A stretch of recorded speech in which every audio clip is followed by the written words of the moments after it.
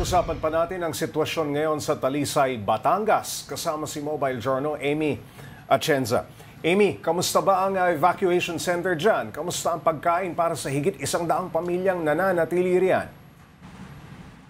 Yes, Pops Jay, sa Talisay, Batangas daw, nakausap ko yung ilang mga otoridad at opisyalis doon. Meron daw tatlong evacuation center na nakapalagi sa Talisay, Batangas at isa nga sa napuntahan ko itong Caloocan Elementary School kung saan may higit 100 families. At sabi sa akin doon, nung simula pa lang daw ng bagyo, 80 families na ang nag-evacuate doon sa Caloocan Elementary School. Pero dahil nga mas lumala pa ang sitwasyon at hanggang ngayon ay hindi pa nalilinis, talagang kinakailangan na din talagang pumunta nung 40 remaining families doon sa Caloocan Elementary School. Sa pagkain naman, sabi sa akin, Pops J, yung local government unit muna ng barangay ang nagbigay ng pagkain ng first 3 days. So ayun, may mga supply sila na ibinigay. Usually, mga lugaw lang din at mga sotanghon na kinakailangan daw talaga para sa resistensya ng mga evacuees doon. Meron din daw mga kaso doon, Pops J, na kinailangan ng dalhin sa ospital at nakwento din sa akin yung isang volunteer doon na may nanganak pangaraw na buntis doon sa evacuation center na napuntahan ko at pinangalan din daw ito mula sa bagyo. Kaya yun, Pops J, kinakailangan pa raw nila ng pondo dahil inaasahan nila na magtatagal pa ito hanggang ngayong linggo. Amy, ano raw ba ang nangyari sa tahanan ng mga bakwit dyan? Hindi pa rin daw ba nila mauuwian yan? Yes, Pops J, no October 24 daw kung kailan napakalakas at tuloy-tuloy ang ulan. At nung nagka-landslide na nga din dito sa Talisay, Batangas, talagang umabot daw sa nagpas-tao yung putik na mararanasan. Dahil nga din katabi ng Taal Lake ito, meron din daw kaunting pagbaha, talagang nagkalat na yung mga basura, pati na rin daw yung ilang mga debris na dulot ng bagyong Christine. Tapos meron na din daw talaga, Pops J, yung mga mangingisda na makikita na nila yung mga bangus tsaka tilapia na nagkalat na rin sa daan dahil nga tumaas na yung level ng tubig. Amy, yung bahay ni Nanay Leti na malapit sa Taal Lake, kamusta raw ba? Saka yung mga kapitbahay niya?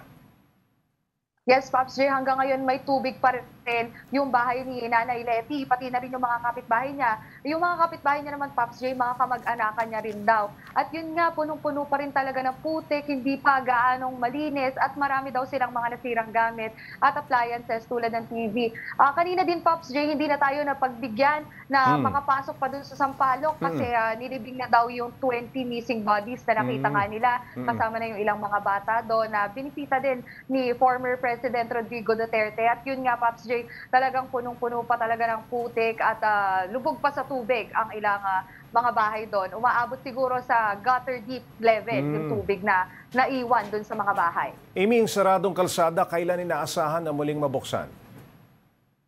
Yes, Pops J, 5 days pa daw bago maayos at ma-clear itong mga daan na inaayos nila dahil maraming nga putik pa at hindi lang putik, kaya makikita natin meron ding mga bato na nagkalat sa daan kasi nga, Pops J, itong mga putik na ito at saka mga lupa na nagkalat, hindi din kasi maayos yung amoy kung pupuntahan natin siya doon. Kaya kinakailangan pa daw talagang ma-clear out lahat ng amoy, pati yung mga alikabok na madadaanan ng mga residente, Pops J. Amy, bumisita rin pala kaninang umaga dyan si dating Pangulong Rodrigo Duterte. Kamusta ang kanyang pagdalaw? Yes, Pops J, bago daw ilibing itong mga nakitang katawan niya na patay na dito sa Talisay, Batangas, bumisita daw itong si former President Rodrigo Duterte at nakita nga natin yan sa Facebook post ng Office of the Vice President. Hindi ko man naabutan, Pops J, pero may ilang mga residente ako nakausap doon na naabutan daw nila. At sabi daw nila, hindi din naman daw gaano nagtagal si former President Rodrigo Duterte at talagang bumisita lang, nag-abot ng kaunting tulong para sa mga nasalanta ng bagyo. Amy, yung mga nasa evacuation center, galing din ba sila doon sa Sampaloc kung saan nagkaroon ng matinding landslide? Yes, Pops J, around 90% daw ng mga evacuees doon sa Caloocan Elementary School na pinuntahan nga natin kanina ay mula sa Sampaloc. Pero hindi lamang sila ang nalalagi doon. Meron ding mga taga-barangay Lanes kung saan nga nasalanta din yung kalahati daw ng barangay nila, pero maswerte na lang din daw kasi may mga nagsusupply pa ng pagkain. Yun nga lang, medyo kulang pa sa dami ng mga individual na papasok pa. At ito nga, Pops J, pangamba din kasi nila na may sa papasok na bagyong Leon, baka daw matamaan din sila at hindi pa raw sila nakakaraos nga dito sa bagyong Christine. Alright, maraming salamat Mobile Journal Amy Atienza.